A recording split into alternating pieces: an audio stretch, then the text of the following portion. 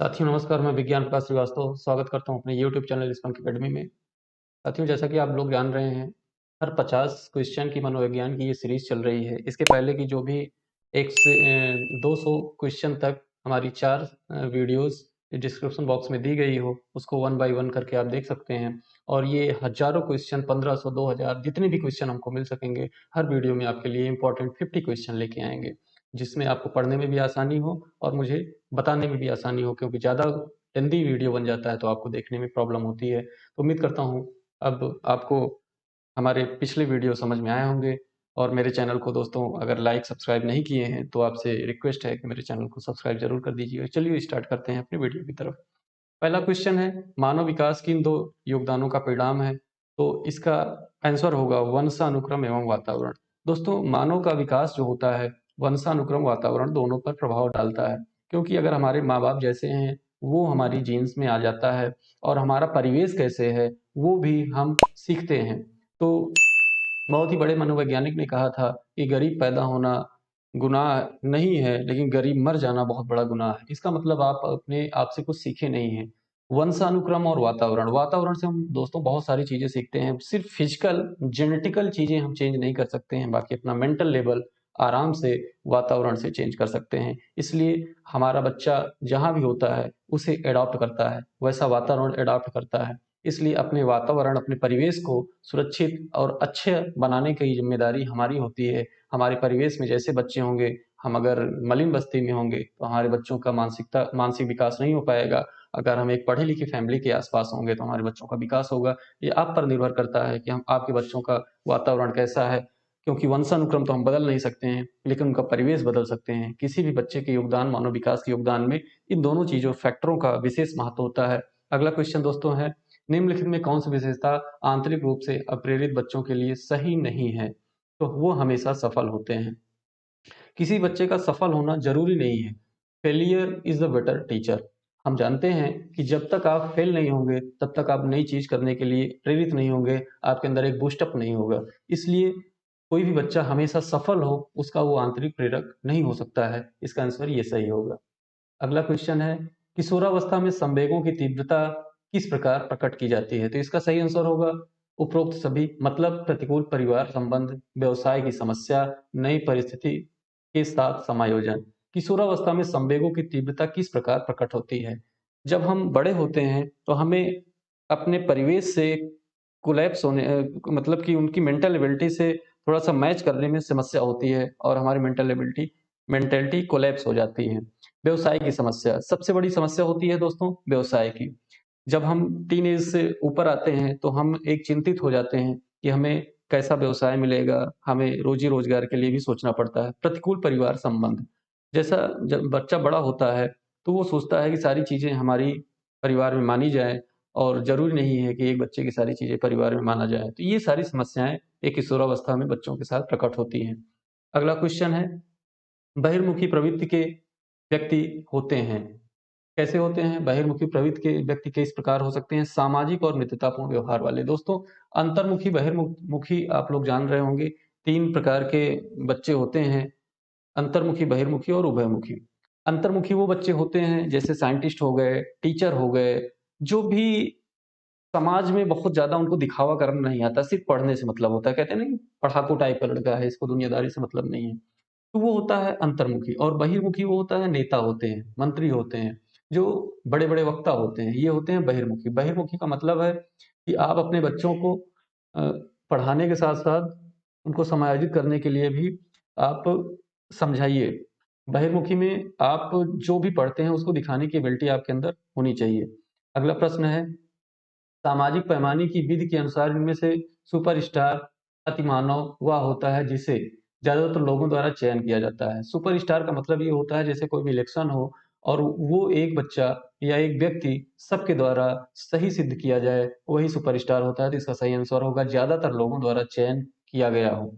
अगला प्रश्न है हमारा, व्यक्ति व्यक्तित्व के मूल्यांकन हेतु प्रयुक्त शब्द साहचर्य परीक्षण विधि का प्रयोग युंग द्वारा किस वर्ष में किया गया था? तो 1910 में किया गया था दोस्तों, 1910 में किया गया था। अगला प्रश्न है, निम्न में से कौन सा विकासात्मक कार्य उत्तर बाल्यावस्था के उपयुक्त नहीं है? तो पुरुषोचित स्त्रियोचित सामाजिक भूमिकाओं को प्राप्त करना ये उत्तर बाल्यावस्था में उपयुक्त नहीं है, क्योंकि ये बाल्यावस्था का एक चरम सीमा पे जब आ जाता है, तब ये होता है कि पुरुष और स्त्री के बारे में वो उसकी मेंटल एबिलिटी बन जाती है। अगला प्रश्न है, अधिगम में प्रयत्न व भूल के सिद्धांत के प्रतिपादक, इसको सभी लोग जानते हैं, थार्नडाइक, और मोस्ट इंपॉर्टेंट प्रश्न है ये। अगला प्रश्न है, निम्न में से कौन सा मत अंतर्दृष्टि द्वारा सीखने की व्याख्या करता है? तो गेस्टाल्ट मत अंतर्दृष्टि द्वारा सीखने की योग्यता को व्याख्या करता है। अगला प्रश्न है, शैक्षिक विकास में मूल्यांकन का अर्थ है ज्ञान क्षमता का मूल्यांकन। ज्ञान क्षमता का मूल्यांकन, ये इसका सही आंसर होगा। अगला प्रश्न है, वैयक्तिक भिन्नता का क्या अर्थ है? वैयक्तिक भिन्नता का अर्थ है शारीरिक, मानसिक योग्यता और संवेगात्मक दशा में समान और एक जैसे नहीं होते हैं। किसी भी दो व्यक्ति के बीच ना शरीर एक जैसी होती है, ना मेंटल एबिलिटी एक जैसी होती है, ना उनकी योग्यता एक जैसी होती है, ना उनके संवेगात्मक विकास एक जैसे होते हैं। यही है वैयक्तिक भिन्नता। समझ गए होंगे। पावलोव के सीखने अनुबंधन प्रक्रिया सिद्धांत का प्रतिपादन किस पर किया गया था?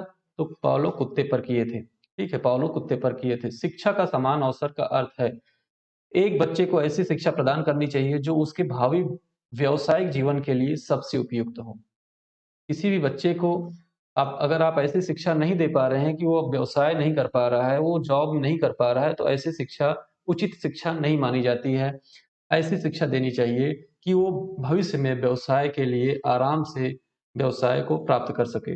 अगला प्रश्न है, हावर्ड गार्डनर के बुद्धि का सिद्धांत है प्रत्येक व्यक्ति की विलक्षण योग्यता। इसका आंसर होगा प्रत्येक व्यक्ति की विलक्षण योग्यता।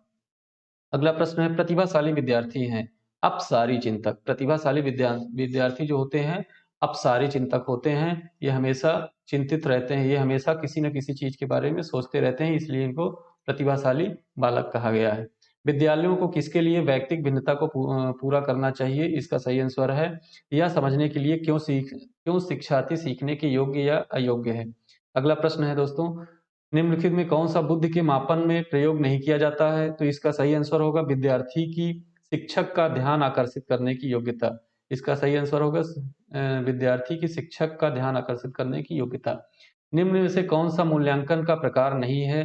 तो मापन। मापन मूल्यांकन का प्रकार नहीं है। मापन अलग चीज है, सॉरी मानक, निर्णयात्मक, योगात्मक, सीसीई, ये सारी चीजें मूल्यांकन का एक प्रकार नहीं। इसमें जो है मानक, कोई मानक हो ऐसा मूल्यांकन नहीं है। अगला है, शैशवा काल की अवधि। शैशवा काल की अवधि जन्म से 2 वर्ष। कक्षा अध्यापक ने राघव को अपनी कक्षा में अपने कीबोर्ड पर स्वयं द्वारा तैयार किए गए मधुर संगीत बजाते हुए देखा। कक्षा अध्यापक ने विचार किया कि राघव में बुद्धिलब्ध उच्च स्तरीय है, संगीतमय बुद्धिलब्ध उच्च स्तरीय है। अगला प्रश्न है, सृजनात्मकता मौलिक परिणामों की अभिव्यक्त करने की मानसिक योग्यता है। यह कथन किसका है? यह कथन है क्रो और क्रो का। यह कथन किसका है? क्रो और क्रो का। विकास का अर्थ है क्या है? प्रेरणा एवं अनुभवों के फलस्वरूप होने वाले परिवर्तनों का उत्तरोत्तर श्रृंखला। अगला प्रश्न है, मनोविज्ञान की बहिर्दर्शन विधि के जनक कौन है? तो जेबी वाटसन है। शिक्षा मनोविज्ञान ने स्पष्ट व निश्चित स्वरूप कब धारण किया? 1920 में। कौशनिक शिक्षा मनोविज्ञान का आरंभ किससे मानते हैं? तो इसका सही आंसर होगा अरस्तू से मानते हैं। सीखना किससे प्रभावित होता है? तो सीखना प्रेरणा से प्रभावित होता है। जब बच्चे प्रेरित होते हैं, जैसे घर में कोई एक आईएएस हो गया या गांव में कोई आईएएस हो गया, तो सारे बच्चे प्रेरित हो जाते हैं और सीखने लगते हैं या पढ़ने लगते हैं। इसी को कहते हैं प्रेरणा सीखने को प्रभावित करती है। ठीक है। किशोरावस्था में मस्तिष्क का भार होता है 1260 से 1400 ग्राम। खेल का ऐच्छिक तथा आत्म प्रेरित क्रिया किस मनोवैज्ञानिक ने बताया है? स्टर्न ने बताया है। निम्नलिखित में से समाजमिति विधि के प्रणेता कौन है? जेएल मैरेनो है। अगला प्रश्न है, बालक में खेलों के विकसित होने वाली शक्तियां हैं शारीरिक, मानसिक और सामाजिक। अगर कोई बच्चा खेल खेल रहा है तो उसकी मांसपेशियां भी मजबूत होंगी, मानसिक विकास भी होगा और सामाजिक विकास भी होगा, तीनों विकास होंगे। मारिया मॉन्टेसरी में शिक्षा किस माध्यम से दी जाती है? तो गीतों के माध्यम से भी दी जाती है, खेलों के माध्यम से भी दी जाती है और उपहारों के माध्यम, मतलब उपरोक्त सभी। निम्नलिखित में से अधिगम का सिद्धांत नहीं है? डॉपलर का सूक्ष्म का सिद्धांत, डापलर का सूझ का सिद्धांत, ये अधिगम का सिद्धांत नहीं है। वह प्रथम अमेरिकी मनोवैज्ञानिक जिसने पशुओं पर सर्वप्रथम प्रयोग किया था, तो वो है थॉर्नडाइक। ये दोस्तों इंपॉर्टेंट क्वेश्चन है, थॉर्नडाइक है। निम्नलिखित में से कौन सा मनोवैज्ञानिक का मनोविज्ञान बंध मनोविज्ञान या संयोजनावाद कहलाता है? तो इसका है स्किनर। गेस्टाल्टवाद के सिद्धांत का शिक्षा में अनुप्रयोग है, तो स्थिति का स्पष्ट संगठन होना ये भी है। अधिगम स्तर के अनुगमन परिस्थितियों का निर्माण करना ये भी है। स्वक्रिया द्वारा खोज हेतु प्रोत्साहित, मतलब उपरोक्त तो सभी। इसको दोस्तों पढ़ लीजिएगा। अगला प्रश्न है, सक्रिय अनुबंधन का निम्नलिखित में शिक्षा में कौन सा अनुप्रयोग नहीं है? व्यवहार को अपेक्षित रूप देना। व्यवहार को अपेक्षित रूप देना एक आदर्श अध्यापक में पाया जाने वाला गुण क्या है? लोकतंत्रात्मक दृष्टिकोण हो, विषय वस्तु हो, बाल मनोविज्ञान का ज्ञान हो। ठीक है। अगला प्रश्न है, चिंतन संज्ञानात्मक पक्ष में एक मानसिक क्रिया है, यह कथन किसका है? तो ये कथन है रास का। यह आवश्यक नहीं कि उच्च बुद्धि लब्धि वाले बच्चे में भी उच्च सृजनशीलता हो। ठीक। अहम निर्देशित करता है वास्तविक सिद्धांत द्वारा। इसका उत्तर होगा वास्तविक सिद्धांत द्वारा। अगला प्रश्न है, मनोविज्ञान के अनुसार निम्नलिखित में से किस विधि द्वारा मूल प्रवृत्तियों का परिवर्तन लाया जाता है? तो मार्गांतरीकरण के द्वारा। खिलौने की आयु कहा जाता है पूर्व बाल्यावस्था को। खिलौने की आयु किसको कहा जाता है? पूर्व बाल्यावस्था को। अगला प्रश्न है, निम्नलिखित में से कौन सा माध्यमिक विद्यालय की कक्षा में शिक्षक की भूमिका का सर्वोत्तम या उचित वर्णन है? तो इसका सही आंसर होगा चर्चाओं के अवसर को उपलब्ध कराना। हमें बच्चों को चर्चाओं के अवसर उपलब्ध कराना चाहिए, उनसे प्रश्न करना चाहिए, उनसे आंसर लेना चाहिए, उन्हें छोड़ नहीं देना चाहिए। इसका आंसर ही सही होगा। बच्चों के अधिगम को सुगम बनाने के लिए अध्यापकों को एक अच्छे कक्षाई परिवेश का अच्छा सृजन करने की आवश्यकता है। इस प्रकार के अधिगम परिवेश बनाने के लिए दिए गए कथन में कौन सा सत्य है?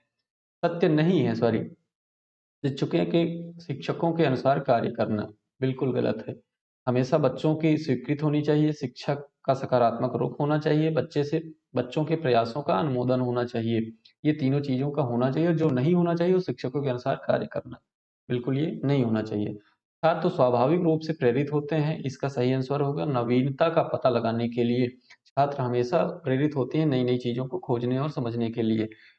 अगला प्रश्न है, निम्नलिखित में से डॉट डॉट को छोड़कर सभी बुद्धिमत्ता परीक्षण के उदाहरण हैं। बैल स्केल्स बाकी सारे बुद्धिमत्ता परीक्षण के उदाहरण हैं।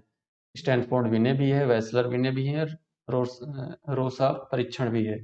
अगला प्रश्न है, बच्चों की गलतियों के संबंध में निम्नलिखित में से कौन सा कथन सत्य है? इसका आंसर होगा बच्चों की गलतियों को सीखने की प्रक्रिया का हिस्सा होती हैं। अगला प्रश्न है, अधिगम की प्रक्रिया में प्रेरणा क्या होती है? युवा शिक्षार्थियों के बीच सीखने की जिज्ञासा बनाती है। दोस्तों अगला प्रश्न है, मानव व्यक्तित्व निम्नलिखित में किसका परिणाम है? तो इसका आंसर होगा अनुवांशिकता और पर्यावरण के बीच संबंध का। लास्ट प्रश्न दोस्तों है आज का कि प्रेरणा और अधिगम के बारे में निम्नलिखित में से कौन सा कथन सत्य है? तो अधिगम केवल तभी प्रभावित होता है जब शिक्षार्थियों में भीतरी प्रेरणा हो, सीखने के अंतर्निहित इच्छा हो। तो ये आज का 50 प्रश्न कंप्लीट होता है दोस्तों। उम्मीद करता हूँ यहाँ से प्रश्न आपके कंपटीशन में आए और इन सारे प्रश्नों को रिपीट करके एक बार एग्जाम जाते समय देख लीजिएगा। ये एक लंबी सीरीज होगी लेकिन छोटे छोटे वीडियो बनेंगे, इसलिए आपको आसानी होगी, प्रश्न यहाँ से आसानी से मिल जाएंगे। और अभी तक मेरे चैनल को सब्सक्राइब नहीं किए हैं तो सब्सक्राइब कर सकते हैं।